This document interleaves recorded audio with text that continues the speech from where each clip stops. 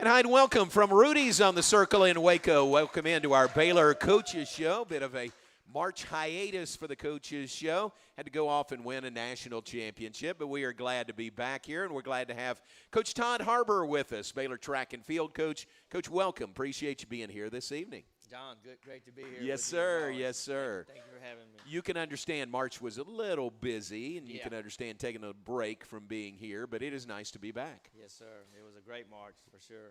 It definitely was. From your perspective as another coach in our athletic department, what does it mean? How does it help you if men's basketball wins a national championship? Well, it's just it's incredible. Scott and I go way back. We're two of the old guys. I mean, our offices are right across the hall at the Farrell Center, and he came in when we were there when all of the craziness went down. And so it's just, I was so proud for all of those guys and Coach Drew and just the whole Baylor family. It's huge. I mean, it's just a another great moment in Baylor sports history. And so it was a big one, and just very proud for those guys. And you just don't see representatives. The way they represented us was just incredible. Just watching some of their interviews, and I've gotten to listen to some of their testimonies, and that to me, for me, that makes it even more special. He runs his program like you run yours also. I mean, it is Christ-centered, it is faith-based, and you make no bones for it. And then when you get on a national stage, like Baylor basketball was, and like you have the opportunity to do, it really gets noticed. It's a powerful witness, and I thought all the guys that I heard interviewed, they just conducted themselves with so much grace and just in the spirit, and it was awesome. Just okay, this is who we are, this is what we can be, and this is God. Definitely, we enjoyed His blessings, and it was awesome. Yeah, from a practical standpoint as a coach, does this help in recruiting? I mean, just getting Baylor's name out there in such a positive way. No, it does, and there'll be a windfall that starts to come, that starts to trickle in. Even before I came here tonight, I received a transfer notice from a pretty good one, and you need to get into the transfer portal, but it was just who knows whether the men winning the basketball had anything to do with that, but it very well could have. Yeah, absolutely. It doesn't hurt. No. It doesn't hurt one bit. No. Well, that's great. Tell us about your season. You've been through the indoor portion of your season. You're outdoors now, hosted the Baylor Invitational last weekend. It was nice to get outdoors and have fans there, wasn't it? Oh, man, it was huge just to have a crowd at the Baylor Invite. Was really special. We had 2 outdoor meets before that, and one of them didn't have any fans. The Texas meet had a few, but we had a few more fans than anybody probably, and it was nice. That blessed my heart, and had a good indoor season. Didn't have a great conference meet, but bounced back and had a really good NCAA meet. The women finished 9th and had 3 national champions, and men finished 18th, or Casey finished 18th. But we bounced back, so hopefully the springboard into a great outdoor season. Yeah. 3 national champions. I mean, that is significant. That is great. That's the first time ever in program history. We had to go back and do a little research. We've had 2 many times with a 4x4 and a Michael Johnson or Jeremy Warner, but that was the first time we'd ever had 3 national champions, and so it was really a special evening for us, just watching it all take place. It was really pretty neat. Yeah, let's talk about those individuals that won national championships. Casey Lightfoot having an outstanding career, having an outstanding season this year, national champion, collegiate record holder indoors. What a great year he's having. Casey's had an incredible year, and It was at the point where every week he was receiving some type of honor. I didn't know what to say anymore because the honor just kept rolling in. And, every week he was the Big 12 Athlete of the Week or the NCAA Athlete of the Week. And so, pole vault or high jump, you can just keep incrementally going up each week. And so every week he was, breaking records and setting school records or a collegiate record. So he had a great indoor season and trying to get his feet on the ground right now for this outdoor season. Yeah, and it's different outdoors, isn't it? It is. It is different with the weather conditions when you're outdoors. I'm trying to remember the timing when we had the run of great pole vaulters. Were you here? Were you competing during that time? It was just Bill Payne. Right after my time. You had David Hodge, Todd Cooper, who actually coached KC in high school, and Mike Chaffee were the only 3 18-foot vaulters at the NCAA meet from the one school, back in those days, back in the mid-'80s, and then Bill Payne came along after them, and so we had a run of some pretty good vaulting in Yeah. the mid-'80s to early '90s. Yeah, that was a great stretch. It really is. So, KC, a national champion indoors. Akira Nugent, 60-meter hurdles national champion. Yeah, Kira is a freshman from Jamaica, and Coach Dalton is coaching her. Coach Richards obviously coaches Casey and has done an incredible job with him. But Akira broke the world youth record indoors as well, and just set our school record, which was held by Tiffany McReynolds, one of our all-time greats. And so she was impressive. You know, it was just knew she had the talent, but she got beat at conference after breaking the record indoors, set the fastest time in the nation in the prelims, came back and got beat in the finals by a really good hurdler. And then so she has to line up against all these girls at nationals, and she hit a pretty good time in the prelims, but didn't place her in the middle of the track, so she got stuck on lane 2, which was maybe a blessing because she's still young, and getting in the middle and banging with somebody right equal to you, you know, elbows and all that. So it's still a little bit of experience factor for her. So we all thought when she got in lane 2, that might be a blessing, and they never saw her. I mean, she just got out, and she was rolling and won it easy. Wow. You know, and then right after her, you had Aaliyah's race. So it was back-to-back. You know, we had two big ones on the track, so it was pretty exciting. Yeah, Aliyah Miller won the 800 meters, and you were telling me about she was shot out of a rocket when she started and never looked back. Yeah, you know, the 800, in my humble opinion, is the hardest race in track and field. I mean, you're going to hurt. You know, I wanted to move up from the 8 as quick as I could. When I got to Baylor, I moved to the 15. I always say the 15 doesn't hurt near like the 8. Really?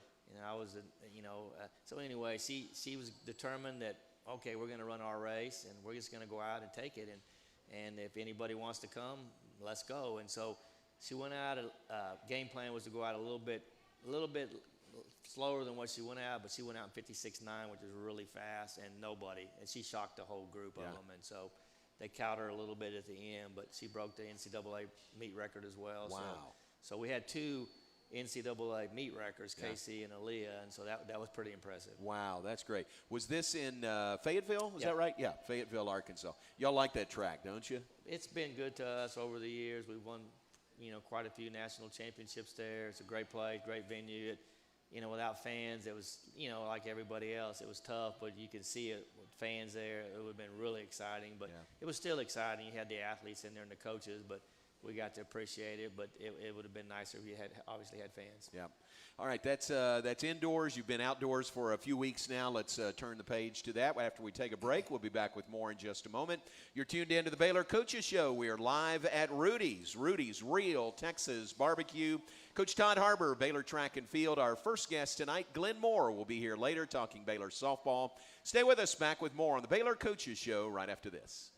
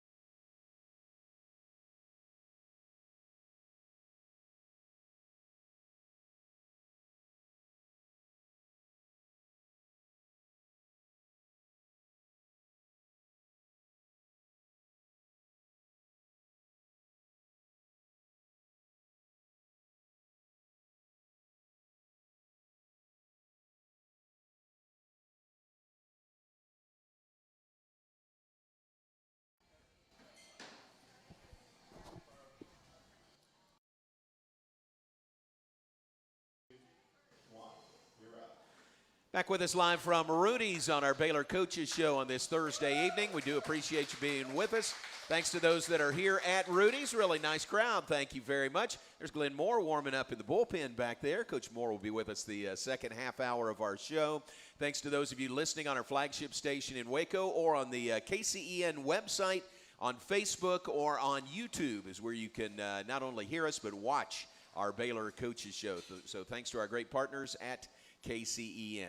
Coach Todd Harbour is with us, Baylor track and field. Back to one other question before we move on from the indoors. Aaliyah Miller, you are, I think I'm right, you're her position coach. You're her event coach, right. You're her event coach. So for you, what was that like to have her win the national title? Oh, it was special. You don't know how hard it is to win an NCAA title, and I came second 3 straight years, to Sidney Marie. He was an American record holder, and so 28 years old. So he was just better than me. He was tough. And so then I've coached some runner-ups, several runner-ups, but to actually get that first one, it was pretty sweet. Yeah. It took Coach Hart 22 years, the legendary Coach Hart, the great Coach Hart. So right. It took me 21. Ben Dalton, he got one in his second year. Wow. At our place. He's been coaching a couple of years longer than that, but you just don't take it for granted. It's really, and she's a special young lady. Yeah. She's really neat, one of the neatest kids I've coached. So it was a blessing to see her have to get that mentally prepared to do something. Coach, you think I can do this? Yes, you can do this. Yeah. Can I do it this way? Yes, you can do it this way. Because it's not easy to go out and lead a race from wire to wire. Oh gosh, yeah. Just an 800. Right. That's not easy. So that was fun. And she listens to you, right? She's really coachable. She had some doubts. Creeping in, and she had to a couple times ask me, "You really think I can do this?" I said, "Yeah, you can do this." So it was fun to see her actually go do it and do it in a big way, in a convincing way where there was no doubt. It was like our men's basketball. There's no doubt. No doubt. No doubt. That's a We're good the better analogy. team. They set that up from the first 10 seconds, Right. There's no doubt. We're here to play. We're the better team. And that's neat when you see an athlete do that, or athletes do that. It's just, okay, let's do this. And Akira Nugent, you said was Jamaican. Is she going to be in the running to get an Olympic spot for Jamaica? Akira will definitely have a great shot. There's some great Jamaican hurdlers, but she'll have a shot. After the NCAA meet, we have a real quick turnaround for our athletes as well as our international athletes. They'll have to, bounce back really quick and get set up to try to make their teams, And so it's really going to be a challenge this year for all of them, but it's what it is with the trials being in late June. And so we have to turn around from NCs and boom, go to the wow. She'll fly home to Jamaica and run her trials down there. So it's going to be pretty quick turnaround. Yeah, sounds like it. All right, you go outdoors. You've had 3 meets outdoors, UTSA, the Texas Relays, and then the Baylor Invitational this past weekend. How have things translated moving indoors to outdoors so far? It's been good. Our sport's a little different in that, we're not the team until we're measured as a team at the end. And so we want to finish really strong at the NCAA meet. So that's a little different picture for every event group. Aliyah, for example, we've gone back and we've done a lot of base training to try to get her ready for June. And so she hasn't raced that much this early outdoor. Casey's jumped a little bit. Akira ran her first hurdle race this past weekend. And so we've tried to give them a little break coming off of the indoor season. And so now this week we've trained with no meet this weekend. So MJ will kind of be our first time that I think we have everybody. Aaliyah hadn't run an 800 yet, so we'll get her in an 8. And we should have a pretty good idea of how good we're going to be toward the end of the season. Our relays have run great. Coach Ford's got some great relay teams, all 4 of them nationally ranked. We ran 302 on the men's side. That's one of our best 4x4s in some time at Texas Relays. Our 4x1 ran 39.1, so that was really neat to see for our men to pop those times early. And they're going to do nothing but get better. And we had 2 All-Americans at home, so our second team ran 307. So we have some depth. Our ladies had an All-American status indoor. Tuesday Tidwell was another All-American for us indoors. She's jumping great right now. The 4x1 on the women's side is going to be really special, and so is our 4x4. So we're probably going to have 4 relays that hopefully, Lord willing, will be at the NCAA meet. So we should have a big contingent there with some pole vaulters and other event areas. But we're hoping to finish strong. Eugene's got the new facility, brand new track that, you know, you'll have the trials there. So it's not the old Hayward field. They remodeled it. Really? You know, from everything we hear, it's just one of the nicest facilities in the world to set it up for the World Championship. So we're excited about that. So we got to get our athletes at the mindset to come off an indoor. We had a championship. Now we kind of have to regroup a little bit, reload, and get kind of pace ourselves, not be all excited about winning Texas relays, or that's going to be a high water mark. So that's kind of how we have to look at track a little different. Is so the renovation in Eugene, is it a renovation of Hayward Field, or is it a whole new track stadium? They did a renovation, but they tried to leave a little bit of the field for the old Hayward Field, but they pretty much I have seen pictures of it. I think you can tell that you were at the old Hayward Field, but not much. Really? Wow. That's major, huh? Yeah, oh yeah. That's a major deal. Yeah, major deal. All right. One other thing about Aliyah, you said you held her out to give her a little break when she finished indoors, give her a little break, and now she'll run at the MJ coming up next weekend.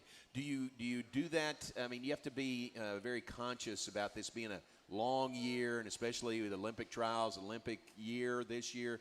That factors in, doesn't it, on how you pace everybody? Yeah, it really does, and it's just something you have to think about every 4 years for us. I mean, World Championships are big, but Olympics every 4 years rolls around, and it's a pretty big deal for your elite athletes that have a shot. So you try to keep a few races off of them, don't over race them, because they start in January. And just bring them along slowly, go back and train, and that's what you typically have to do. And I'll never forget when Jeremy won the indoor NCAA title, outdoor NCAA title. Everybody said, well, there's no way he can do anything at nationals because he's too tired. Collegiates have this long season, but Coach Hart's training was such that he reloaded him, and then he not only did he win the USA's, but there's no way he can do anything in the Olympics. He wins the gold medal. Yeah. So it can be done. It's just you have to kind of have a plan. Yeah, obviously. How's Coach Hart? I haven't seen him lately. He's doing great. That's He's good. Still coming How's his out. golf game? His golf game's probably better according to him. Really? Oh yeah. Okay. Coach Hart's still shooting well, and he comes out and coaches Coach Will London.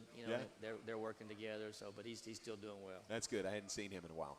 Let's take a break. When we come back, you've mentioned the MJ coming up. That's the Michael Johnson Invitational or Classic?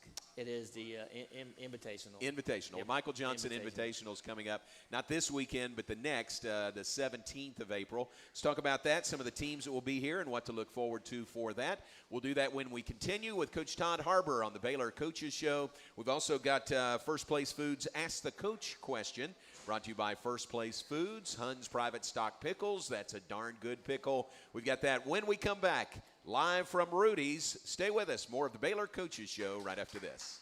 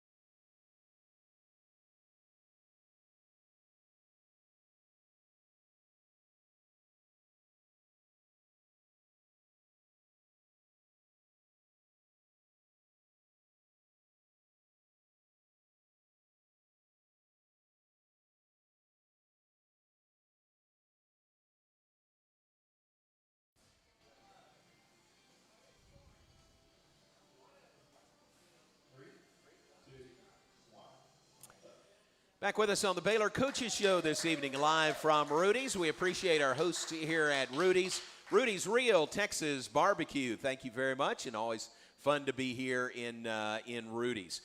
Coach, here is one of our First Place Foods Ask the Coach questions. Todd Harbour is with us, Baylor track and field coach. It's brought to you by First Place Foods. That's a darn good pickle. Question comes from Mr. Roy over here, and Roy says, Baylor has been known for a long time as 400U, quarter-miler U. Are we now transitioning to pole vault U?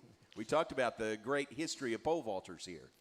You know, we've had great pole vaulters in the past. Took a little break, but with Annie, you know, coming through, and Tuesday, I mean, Brandon's got a nice little group out there, and he's going to continue to bring in some great vaulters, and so I don't care what they call us as long as we're doing great. And, you know, right. I want to obviously have, and Coach Hart did as well, have other events that we're represented in. And Coach Ford's coaching the quarter right now and doing a great job with that. But, yeah, whatever we can win national championships in, they can call us that U, whatever. That's right. Hurdle U, sprint U, it doesn't really matter to me. That's right. Roy, good question. That's a very valid point. That's our First Place Foods Ask the Coach. Brought to you by First Place Foods. That's a darn good pickle. All right, we got another question. This is our Academy Sports and Outdoors question of the week. It's brought to you by Academy Sports and Outdoors, the official sporting goods and outdoor retailer of the Big 12 Conference. Here is the question. Hey, Coach, can you walk us through what a typical game week is like?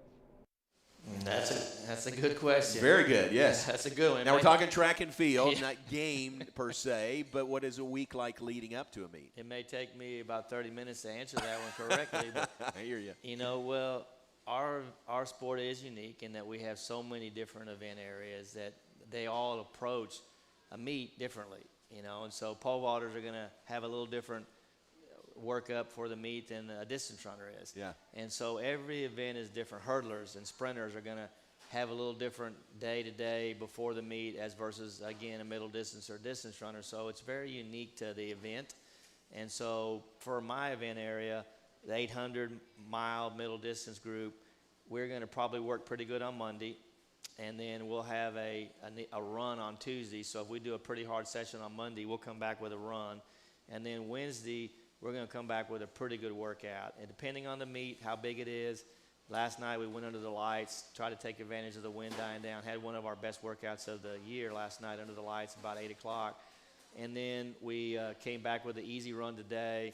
Tomorrow we'll do some speed. We don't have a meet this weekend, so we're doing a long run. Had we had a meet, we probably wouldn't have done quite as hard a work on Wednesday and then back down on Thursday and Friday. Yeah. And so that varies, again, from event to event. Pole vaulters are going to do it a little differently. Sprinters are going to do it a little differently. But that's kind of how we go pretty light on 1 or 2 days before the meet. All right, very good.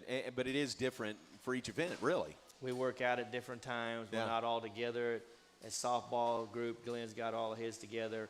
We work out pretty much all day long. Yeah. Distance crew worked out at 6 o'clock, 6:30 this morning under the lights, and we had workouts going literally all day. Wow, how about that? That's interesting. All right, that's our Academy Sports and Outdoors question of the week. Academy Sports and Outdoors, the outdoor sporting goods and outdoor retailer of the Big 12 Conference. Next meet is your final home meet of the year. Not this weekend, but next Friday and Saturday, the 16th and 17th. What can we look forward to for the Michael Johnson Invitational? It's going to be, like always, John, an outstanding meet. We have the 14 teams coming. I think 8 of the Big 12 schools will be here, including A&M, Texas Tech, TCU. It's going to be an outstanding meet. I think it'll be one of the top invitationals in the country this year. And so we're allowing, I think, 50% capacity. And we did a really good job of segregating the fans from the coaches and athletes last week. And you can do that in a track stadium, you know, and you guys sit on this side, you guys sit on this side. So that's how we did that for COVID, but it's outdoors. You got places to sit outside. You want to get out of the stands, you can sit outside on the berm areas. But we're going to have hopefully a good crowd, some great athletes, some collegiate record holders, national leaders. Across the board, you should see some incredible performance. You'll see some Olympic athletes at the meet. There'll be some Olympians. We'll have some unattached athletes coming that need prep for the Olympics this year. So it'll be, if you like track and field, this is definitely a meet in Texas you don't want to miss. Yeah. You sometimes have some big names drop in, a Will London or somebody like that. Might see some of those guys or gals. Will be here, and Coach Ford's handling all of our unattached. We're not opening it up to everybody. It's kind of an invite only. But as he gets them, as he receives them, he's looking at them. Yeah, they're really good. They need to be here. And so we're kind of being very selective about who we allow into some of our open races. But it will be some outstanding unattached athletes as well. Do we sort of benefit by the location of Waco, knowing that schools, maybe if they have the opportunity, don't want to travel, as far as they might in a normal year? I think that's part of it, and just the Michael Johnson has grown into a really nice meet over the last 10 years, and the new stadium, and so I think part of that is what you said, but also just the fact that the meet has a great reputation already, and they see each year coaches look, where did that time happen at? Where did this time happen at? Well, it happened to Michael Johnson. So I must be able to run fast or jump high there, triple jump, throw far.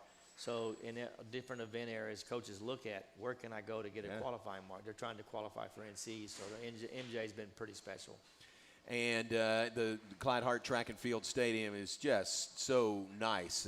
Any changes, any upgrades there, or is it just kind of rocking along? Well, we probably since the last time, it's been a while since we've talked, but in 2019 we built the Bill Adams Pavilion on the side there. Bill was walk-on 10,000 meter All-American for us, led the Bible study back on the team when I was there, and he's been an official, Athletes in Action, started the AI summer track program here in Waco. So Bill's just a legend in Baylor Track and Field in the Waco community. We had lunch today, and so we got that built. So we're not going to have, unfortunately, the alumni gathering because of COVID this year, but next year it'll be back in force, and we'll have the Letterman's Association working with those guys to bring them all back. But it's a really neat pavilion where they can gather and come back and hang out with friends. Yeah, I was there when you surprised Bill. I mean, he didn't know that was coming. That was very, very nice. No, he did not, and Bill's a special person, and just what he's meant to Baylor Track and Field. And we've had so many walk-ons or non-scholarship athletes over the year that have made such an impact on our program. David Hodge, was a pole vaulter that walked on, and David's just, man, what he did. He took over the Bible study after Bill passed it to me. So there's just Bill's legacy runs through a long line, and so it was neat to be able to do that for him. Yeah, it's a great legacy. It really is. Well, thanks for being with us tonight. It's great to see you, and good luck in the MJ coming up in a couple of weeks, week and a half, and the remainder of the season. Thank you very much. Thanks, John. Coach Todd Harbour, Baylor Track and Field, our first guest tonight on the Baylor Coaches Show. More to come. We'll switch gears. Glenn Moore will join us when we come back. This is the Baylor Coaches Show live from Rudy's. Rudy's Real Texas Barbecue. We'll take a break and be right back. Thanks. Appreciate it.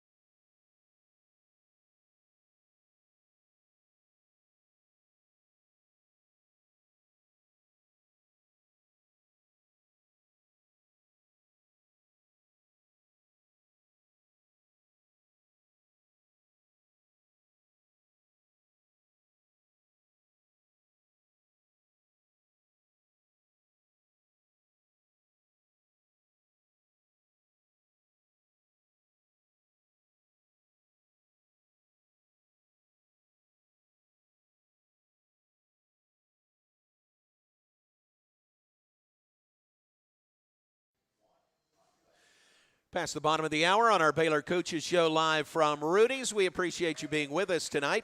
Let's give you our Baylor Scott and White Southwest Sports Medicine and Orthopedics health tip for the week. Now you can experience better care without leaving home. Schedule an appointment anytime and get the care you need by video chat, phone, or text. Learn more at bswhealth.com/COVID-19.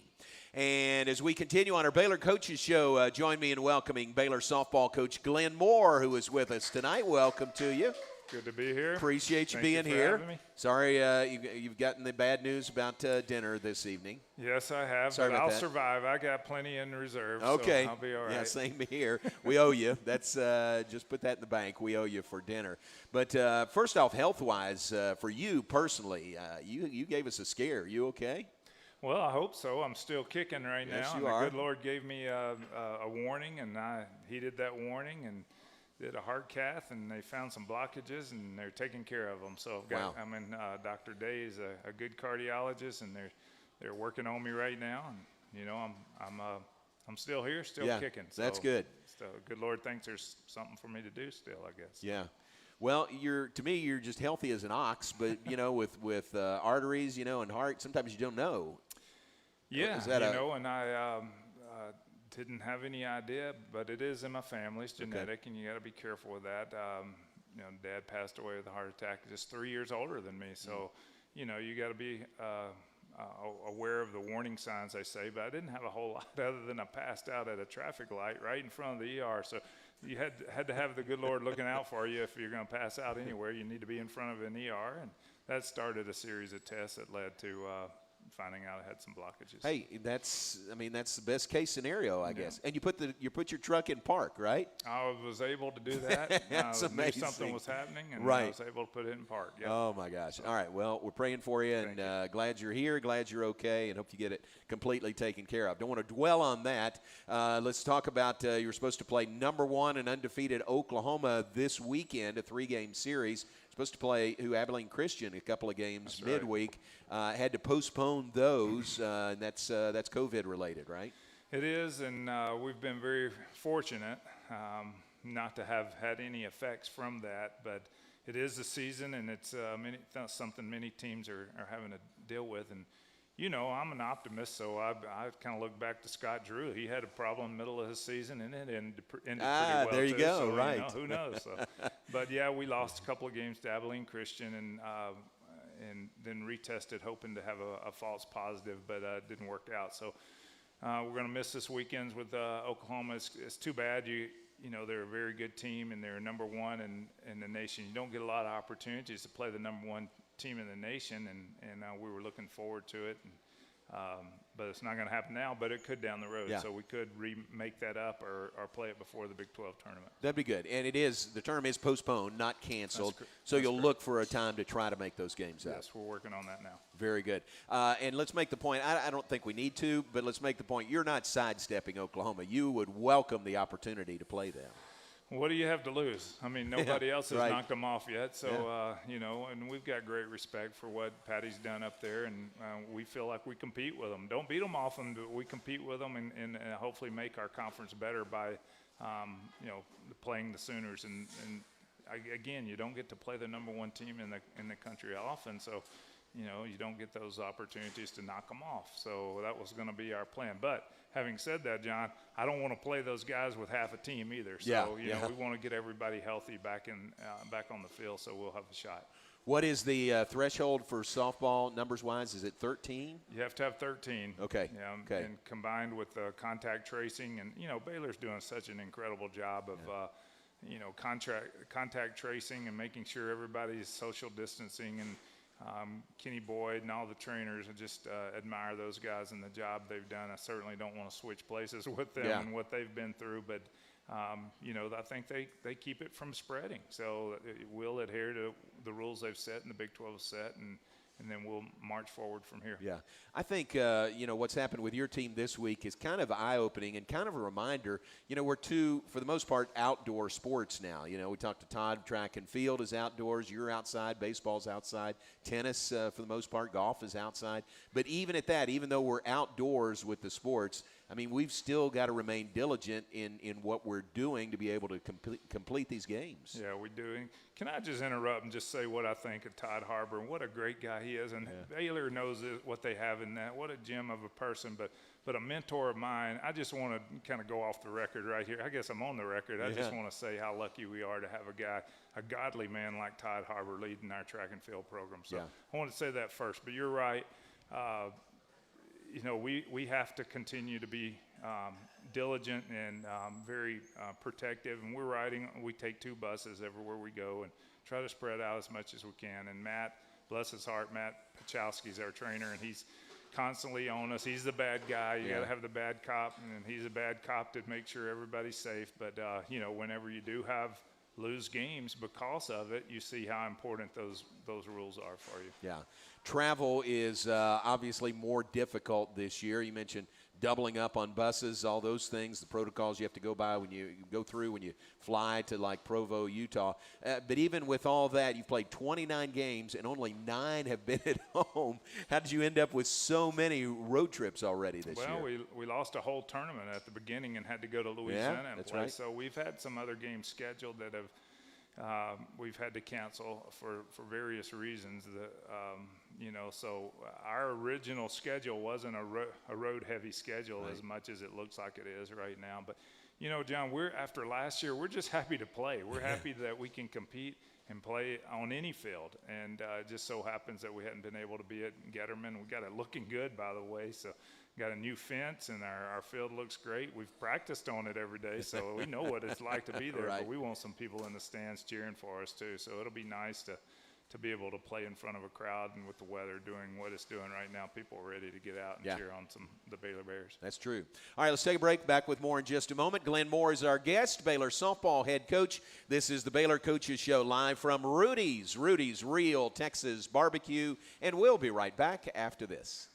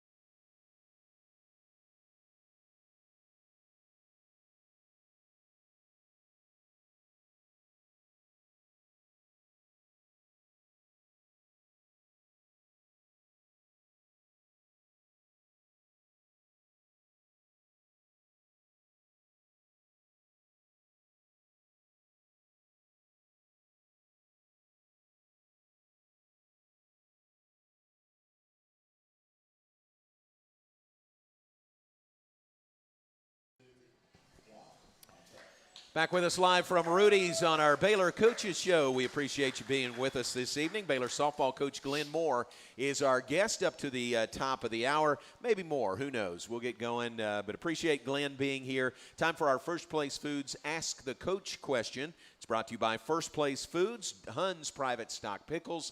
That's a darn good pickle. And Roy Evans right here. Roy, is this your question or Ann's or Steve's or Diana's? It is yours? Okay. Roy has the question for you, Glenn. With the fact that a bonus year has been awarded or is possible, how many players would you possibly have next year? How do you manage that? Well, we're in our bonus year because we lost our season last year, mid-March. I can't remember the exact date, but we lost. It was cut off, and the seniors were granted another year. And all of our seniors chose to come back with the exception of Kyla Walker, and she had been through numerous injuries, and we miss her, of course, because she's great. But we have Goose McGlone, Gia Rodoni, Nikki Dawson, who am I missing? Taylor Ellis. We had the whole bunch. So, you know, from a fan standpoint, everybody's been saying, you're getting all these kids back, so you guys are going to win the national championship, go to the World Series, but all these other schools are getting their kids back too. So what we have to decide on is which of the underclassmen we're going to offer an extra year to, and we've already decided that back at that point in time. So we know which direction we're going, but this is our bonus year, to answer your question. That's it. And locker room size and just expanded roster, how have you managed all of that? Well, it wasn't easy. We started out we had to be at 23 for us. That was our locker room size and our uniform size. So our fall was the testing grounds. We gave them, I think we started out with 27 or 28 and told them we had to be back to 23 by the end of the fall. So we had to make some tough decisions there, and now we're at 23. Yep. So that's where we are, and marching forward with that number right now. But Very good. That's a big softball roster, though. But you know, we're happy to have every one of them, and as you can see, we need every one of them right now. Yeah, that's exactly right. Girodoni is back. Seems like having a great year this year. Gia's a great pitcher, and you know, she's had some wear and tear on her body, but she's given Baylor softball her heart and soul, and you know, trying to push through this year. But when she's on, she's one of the top pitchers that ever wear a Baylor uniform. I see Taylor Ellis hitting 455. Is that tops or anybody above that? That may be the tops of the ones that are available right now. Right. I'm not sure where everybody is right at this moment, but you know, we did some musical chairs with our defense, moved Nikki Dawson from second to center field, and moved Taylor. Taylor's played everywhere we've asked her to play, but this year we said, hey, we're going to throw you another curveball and put you on third base. And really, I'm not so sure that's not the position she should have been in all along. Wow. Because she has mastered that position in a short amount of time, and that's, to me, one of the maybe the most difficult position to play on the field. And she's doing an outstanding job there, and it's paralleling her offense, and she's just really swinging the bat really well, locked in, and having a good year. That's great because she's been a shortstop, she's been a catcher for you, and I would think in softball, you know, not everybody can play third base. I mean, you got to be, you know, you got to have the right mindset to play there, if you know what I mean. And sound like Taylor is filling that. Well, and you know, I admire anybody that plays there, but I played every position back in my days on the field, and even a little bit of third. But that was the position I didn't want to really play. I mean, the ball comes off the bat really quick there, and you have to have an incredible reaction, and then you got to respect the bunt. So you can drop a bunt, and then you got to hit, you know, be able to field a 103-mile-an-hour line drive. Right. So I admire anybody that's willing to step in front of that line drive right there. And she's doing it.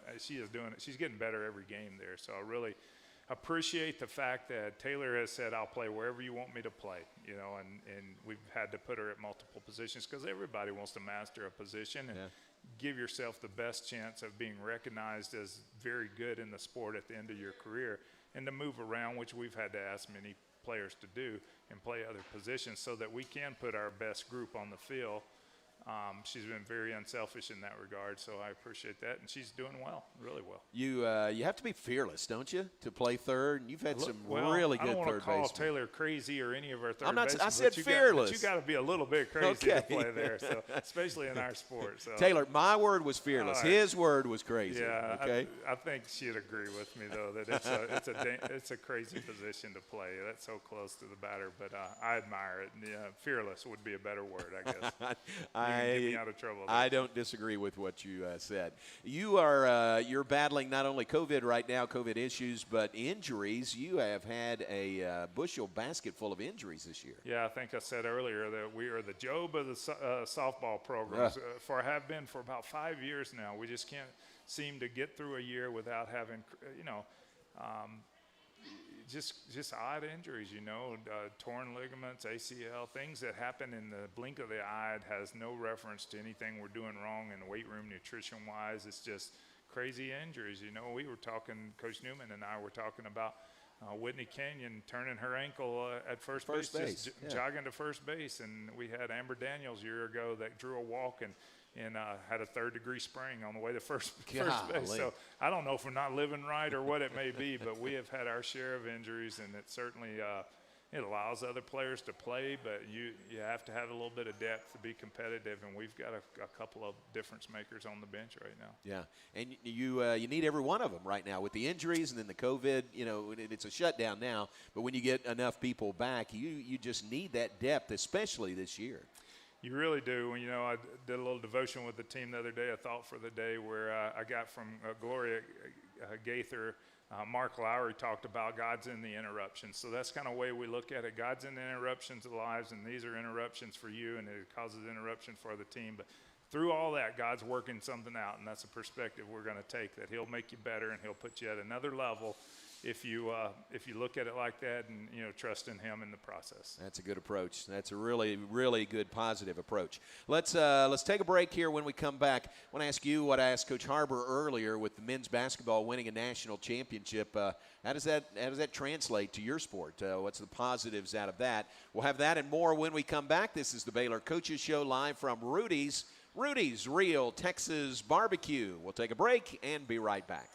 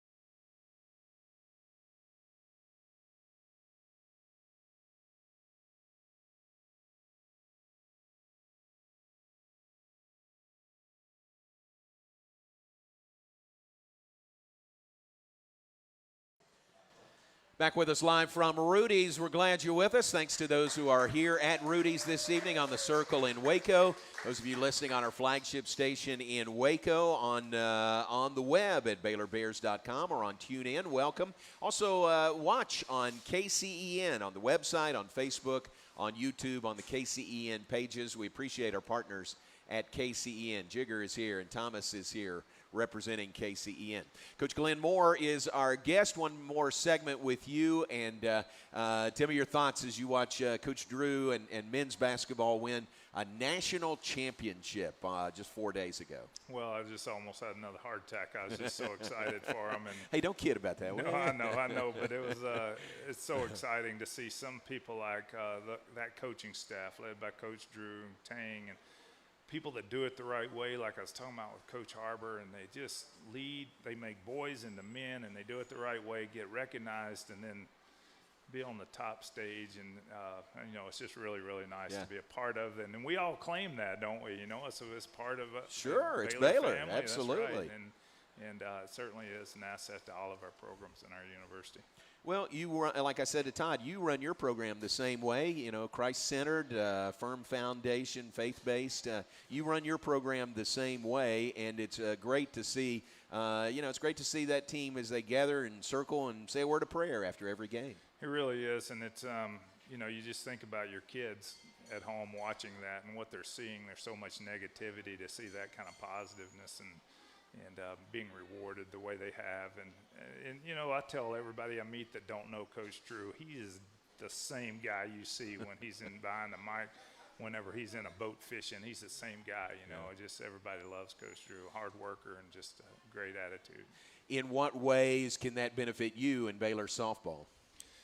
Oh, it's enormous. I mean, I'm texting with recruits the whole time the game's going on. Yeah. And, I remember back when Coach Mulkey won a national championship, we recruited a big recruit that we ended up getting over another big school. And I asked her, I tell this story, you probably heard me, but I asked her, what excited you about Baylor softball?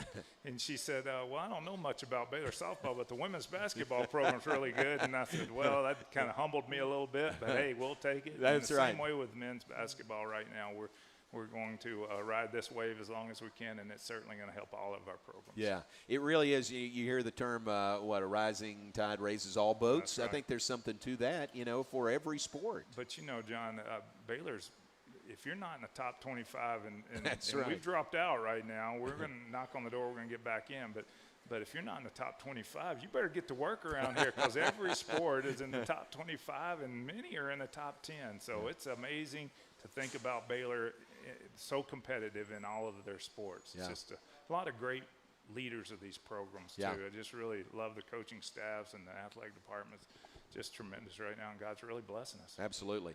Great coaches, every sport across the board. You can go across the board, and the programs are all in very, very good hands, including you with Baylor softball. So you're not playing this weekend. It's raining outside, by the way, here in Waco. You're not playing this weekend. Do you hope or do you know yet about getting on the field? What is it, Texas State next Wednesday? We're scheduled to be everybody back. Well, almost everybody. We have one that will not be back, but we'll have enough to play Wednesday unless we have another positive. Hopefully we won't, knock on wood. We'll play Texas State, a very good Texas State team that is playing extremely well.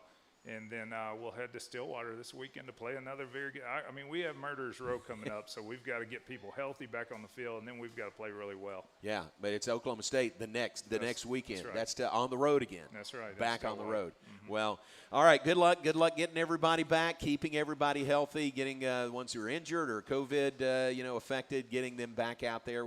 It's good to see you.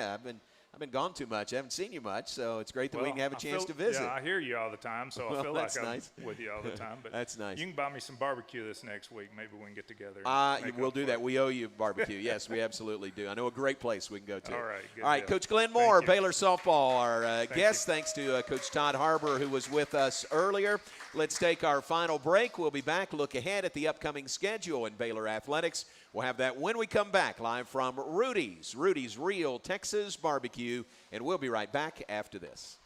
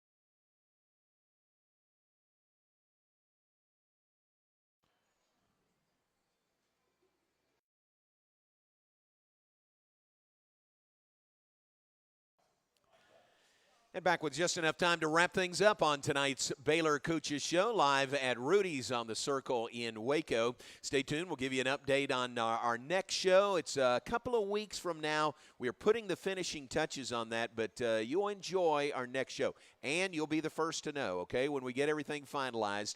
But we'll let you know who our guest or guests will be on that next show coming up very shortly. And speaking of Anna and Roy works at the Baylor Bookstore. They've got a great collection of Final Four, March Madness, National Championship gear at the Baylor Bookstore. That's right there on 5th Street in the heart of the Baylor campus at Bruiser's Locker Room out at McLean Stadium, and on the web at BaylorShop.com. So the best location to find championship gear is the Baylor Bookstore on campus. Here's a look at the upcoming schedule in Baylor events. Softball has postponed those games with Oklahoma. Baseball is hosting West Virginia this weekend. 3-game series Friday, Saturday, and Sunday at Baylor Ballpark. Men's golf at the Aggie Invitational. Women's tennis at Kansas State on Friday. They'll play at Kansas on Sunday. Soccer plays at Oklahoma on Saturday. Men's tennis hosting Abilene Christian, and then Texas Tech. Acrobatics and tumbling, a big meet Saturday evening, 7 o'clock in the Farrell Center against Oregon, a team that knocked off Baylor Acrobatics and Tumbling earlier this year. And then Sunday, women's tennis at Kansas, baseball versus West Virginia through the entire weekend. We appreciate you being with us. Thanks to Coach Todd Harbour, Coach Glenn Moore, and for now, good night from Rudy's. Thank you, Tripp.